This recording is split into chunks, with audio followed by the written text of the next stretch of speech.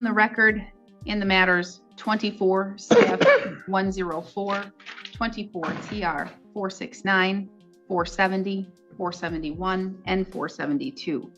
State of Wisconsin, County of Burnett versus Gavin Jones. The state appears through Assistant District Attorney Holly Rockow in person. We have Mr. Jones appearing in person with counsel Gregory Amon. Today's courtroom isn't just about Gavin Jones versus the state of Wisconsin. It's about the collision between youthful panic and legal consequence for charges, a joint recommendation, and a carefully crafted plea deal already in place. But hold on, why is a young man with no prior record suddenly facing multiple charges across 2 states? This opening sets the scene for a case that's not just about breaking the law, but about the mental and emotional pressure cooker that led him here. Today, in this matter for a plea and sentencing, the parties have reached an agreement. Mr. Amon, can you please recite it for the record? Yes, Your Honor. Mr. Jones will plead guilty to amended count 1, amended to resisting or obstructing with a motor vehicle in violation of Wisconsin Statute 346.04, parens 2T, which is a Class A misdemeanor.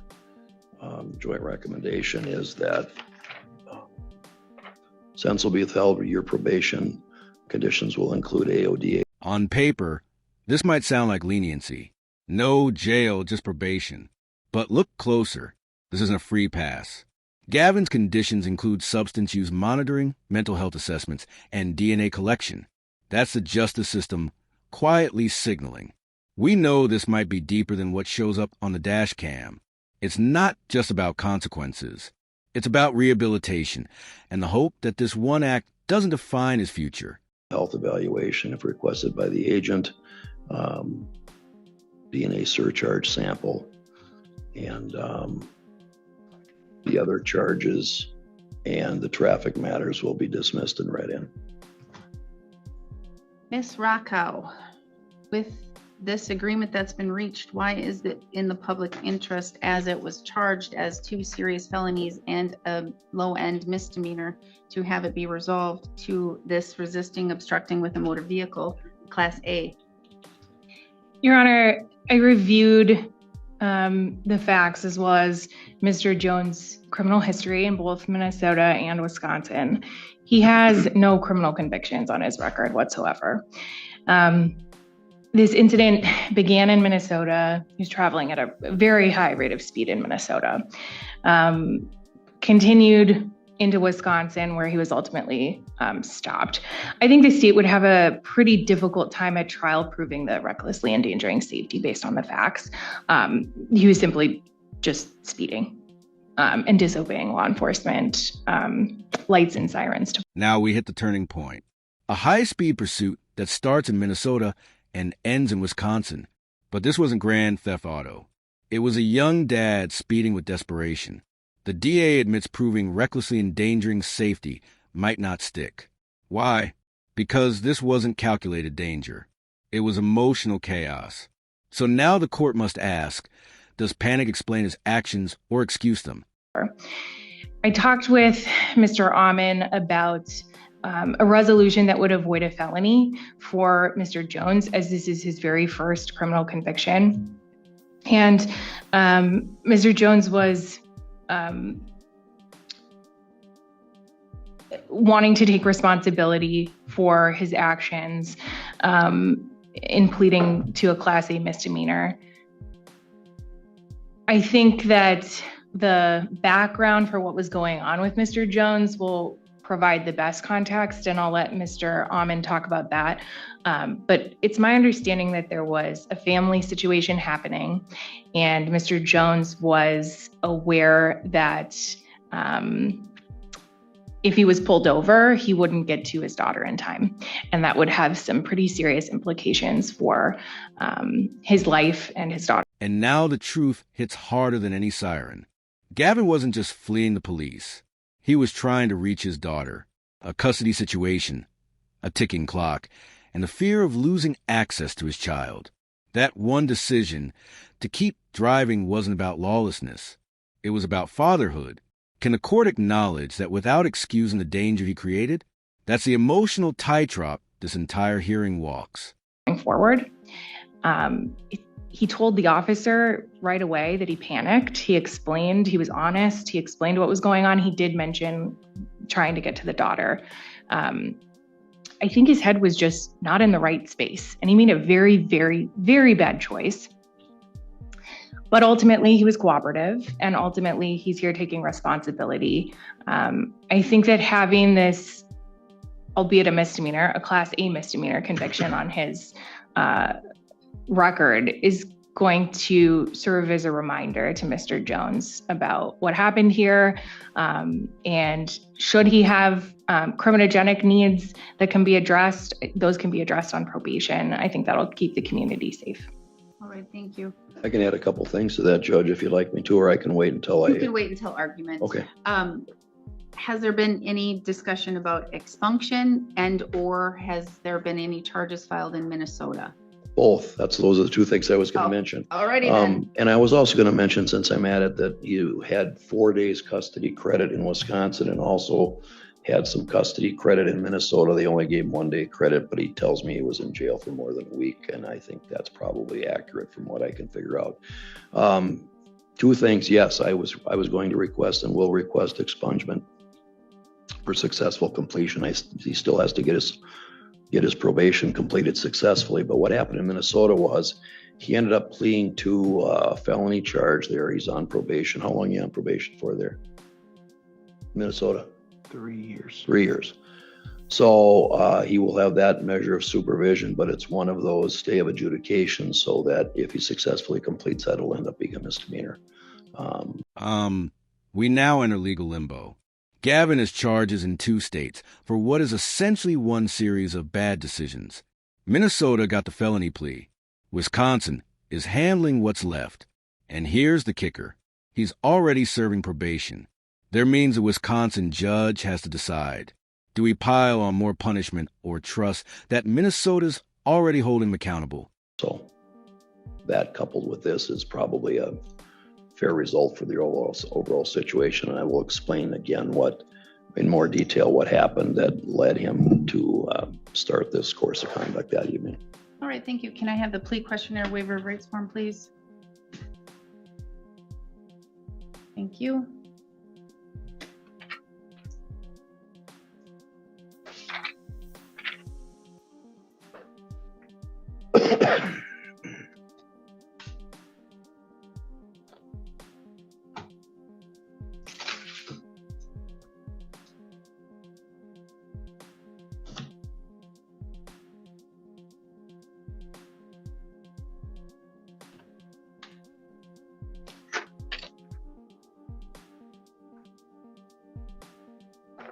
All right, I have the plea questionnaire waiver of rights form. Mr. Jones, did you go over this document with your attorney?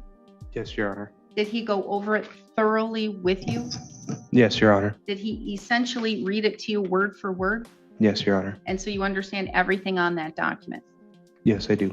And if you did not understand something, did you ask him to explain it to you? Yes. And he did so? Yes. And so you're telling the court you fully understand everything on this document? Yes.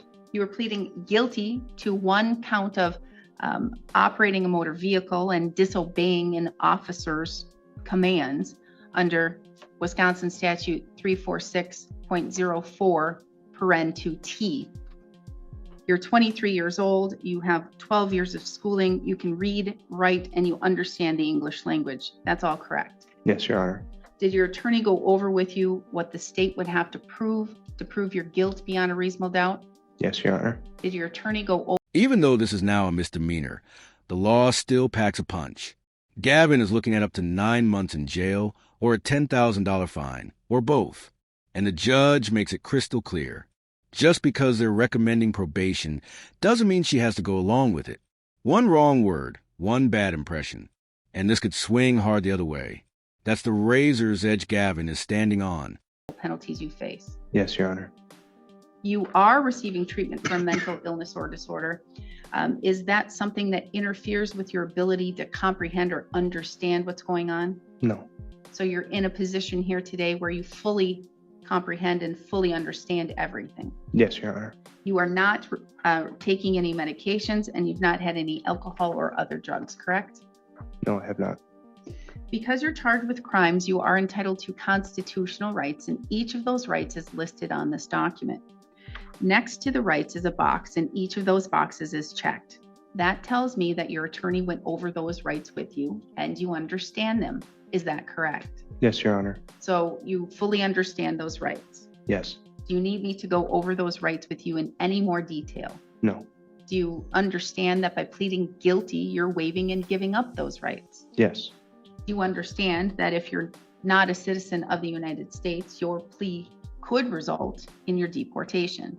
Yes. Do you understand that the state would have to prove on or around May 4th, 2024, that you were an operator of a vehicle and you received a visual or audible signal telling you to stop your vehicle from a traffic officer or a federal law enforcement officer or a marked or unmarked police vehicle that you knew or you should have known was an officer and being operated by an officer, but you knowingly resisted that officer or obstructed that officer by failing to stop your vehicle promptly and in a safe and reasonable manner?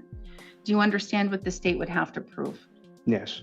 Do you understand that upon conviction, you do face a fine of up to $10,000 or imprisonment of up to 9 months of incarceration or both? Yes. And do you understand that the recommendation to the court is to place you on 1 year of probation with what's called a withheld sentence? That means to have the whole entire 9 months held over your head instead of telling you today what the sentence could be if you're revoked. Do you understand that's simply a recommendation to the court? Yes. Said differently, do you understand that I could sentence you today all the way up to that maximum possible sentence, which could be that maximum possible jail time if I thought it was warranted? Do you understand that? Yes, Your Honor. Do you still wish to proceed and enter a guilty plea? Yes, Your Honor. Did you go over the criminal complaint with your attorney? And that's that original document that basically says what happened that day and why you were charged with those crimes. Yes. For the most part, are those facts accurate? Yes. Are you admitting here today that you in fact did fail by resisting or obstructing, fail to pull your vehicle over after being prompted by a law enforcement officer through either audible or visual signal? Here comes the legal tipping point. Gavin admits it all. He knew it was a cop, saw the signals, and still chose not to stop. This is the moment where the court tests sincerity. He's not dodging the facts. No technicalities, no denial, just a straight-up guilty plea. And that in the eyes of many judges can go a long way if it's backed by genuine remorse. Officer. Yes. Mr. Amon, may the court use the probable cause section of the criminal complaint to find a factual basis? Yes. Has anyone made any threats or any promises to you, Mr. Jones, for you to plead guilty to this charge? No.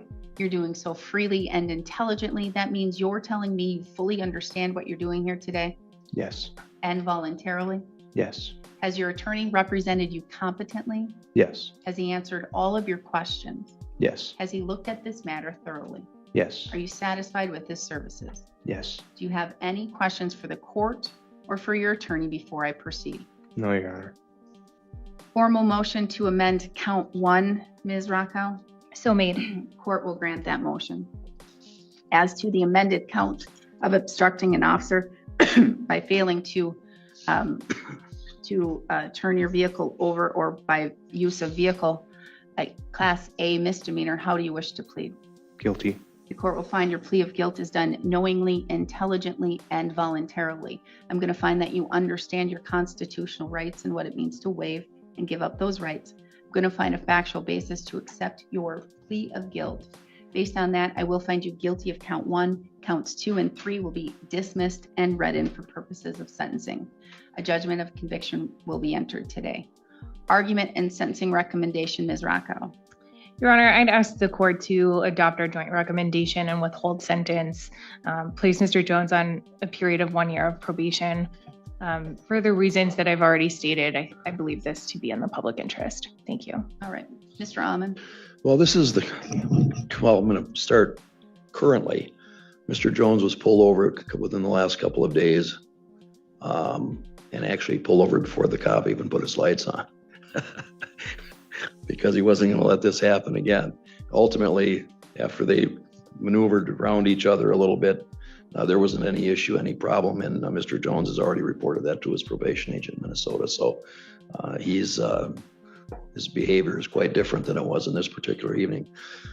But what he explains to me is that he stopped for gas in Hinckley, and he was on his way home where his daughter was, and he and the daughter's mother were having custody issues at the time. And had he not gotten there on time, the mother would have ended up with the child, and there would have been issues wrangling back and forth about that. And have I got that so far? Yes.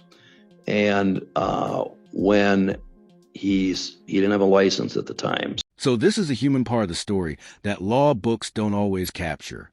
Gavin didn't flee because he's a rebel. He fled because he was scared.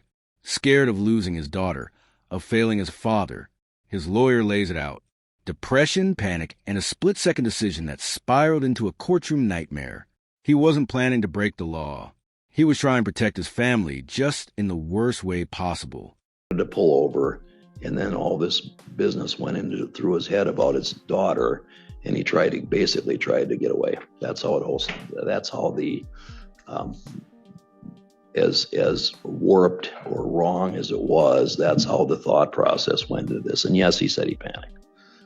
I think he was straight up with the officers and the whole thing, and he did what he needed to do here. And I think with no criminal history at age 23, it's really I think it's an aberration of behavior that was dictated largely the circumstances. He also does suffer from depression, and I don't know if that played any role in the thought process or lack of thought process at the time, but he's now received medication for that and is just starting to take that. So hopefully that will never be a problem for him again, at least not that he can't address. Thank you. What happened with the child? Did you have to go to family court, and did this cause an issue? The issue wasn't with my wife at the time, it was with her roommate. I had reason to believe that he was abusing my daughter, so I didn't want her going back to her mom's house, which she ended up going back to her mom's house. And then I convinced her to move to her mother's house instead to get her away from him. And we are actually back together now. We live in Grand Rapids. You're back together with your wife? Yes. Yes. Well, that's good to hear. So you've been able to work through those problems and those issues? Yes. And so you said Grand Rapids, and that's an address we have. Are you still in apartment 33 then? Yes. Excellent. Okay. Well, I'm really glad to hear that. So I'm glad to hear that you were able to work out the issues that you had with your significant other, and that you're working towards having a stable relationship with her and with your child. So that's good to hear. Is there anything else that you want to let me know? You want to fill me in on? You don't have to make a statement or tell me anything, but this is the only time that you have to let me know anything. Nothing I can think of. And Mr. Almond, so I can understand that the crimes that he was charged with here in Burnett County, this is the same day exactly as the felony he pled to in Minnesota, correct? It was a continuation of the same events, I think. And that's what I believe to have occurred. So, Mr. Jones, when a court sentences an individual, there are various factors and various things that come into play. First and foremost, I have to look at the seriousness of the offense. Then I have to look at the individual in front of me and various factors among them: your age, your criminal history, your mental capacity, your health, those types of things. I also have to look at the need to protect the public interest. I also have to look at if you have any rehabilitative needs and if they're being addressed right now, if you have the ability to address them in the community, or if this is something that I need to look at deterrence, deterring you from doing this again, deterring others from committing the same or similar crime. There's a lot of things that come into play when a judge sentences an individual. And I'm sure you're aware of that. Even though you don't have much of a criminal history, this is your criminal history. This day is your criminal history. I'm sure it was similar in Minnesota when you were in front of the judge. Now we hear from the bench. It's not just sentencing, it's storytelling. The judge acknowledges the pain, the pressure, and the path that brought Gavin here. She doesn't minimize the danger, but she also doesn't ignore the human being behind the case file. This isn't justice, it's wisdom. And that rare moment in court where accountability and understanding actually. Under a lot of stress and trauma at the time, you had a lot of fear, a lot of anxiety, a lot of things going on that day on May 4th, 2024, when you believed that something was going to occur or happen with your daughter. Now, did you violate the law? You sure did. Did you put others at risk? You sure did. And so that's why I do see a little bit why the reckless endangering was initially charged, because it could have. You were driving at such a high rate of speed, you could have endangered somebody's life. If something would have occurred, if something would have jumped out at you and you swerved your car, you could have hurt or killed somebody during that process. So it is a serious crime. But you don't have a criminal history. You're young. You are looking at doing something with your life. Are you working? Are you going to school? I'm working as an HHA at an assisted living, and I was looking at going to college to become an RN. Excellent. That's very excellent. I'm very glad to hear that. We need more good RNs, registered nurses. We need people who, but you have to be very attentive, because the nurses, really for real, they're the backbone of the whole medical field. They really are. I want you to be able to do that. So when are you looking at applying or starting school, starting your associates to build towards getting your RN? I was hoping to start college the next semester that's available in the fall, I think. I live a 5-minute walk from the college. Oh, that's even better. That's good to hear. This day of May 4th, 2024, this day, you are a risk to the community. I think and I believe that you have made some changes in your life, and you now have a better understanding of what occurred that day and the risks of what could happen if you were to do this again. And the fact that if you were to do this again, the fact that you were charged with these charges, they just don't go away. They stay on CCAP forever. They stay in law enforcement's databases forever, and they can see and they can look and say, okay, he has done this before. Maybe this time is the time that we need to be cracking down hard on him. But I don't think this is the time to crack down hard on you, because I really think that you've already been cracked down hard on in Minnesota by pleading to a felony and being on probation for 3 years there. You're from Minnesota. You're on probation for 3 years. You check in with your agent. You meet with your probation agent. You're doing the programs that your agent is telling you to do. You're doing all that you should be doing in Minnesota. I don't see what double probation is going to do. I don't see what it's going to help by having Wisconsin also supervise you, also spend the resources to provide you with services or to make sure that you're following the line and not committing crimes. I'm going to guess you were just kind of driving through Burnett County. This wasn't even some stop of yours, correct? Correct. And so this was just a happenstance. So you're not a risk to Burnett County. And so based upon that, although if it were somebody else with different facts and different things to look at, I would do a different decision. But my job is to look at the facts in front of me, the person in front of me, the things that happened and occurred, as well as to look at what happened in Minnesota and what's happening there now and will for the next 3 years. So what I'm going to do is, I didn't say it before, but all of the TR matters are dismissed and read in as well. I'm going to assess $750 for a fine, 5 days of jail, 4 days jail credit. That means it's a time served. I'm not going to put you on. And here's the final gavel job, except there's no gavel. The judge decides not to double up the probation. Gavin walks away with time served, a $750 fine, and a path forward.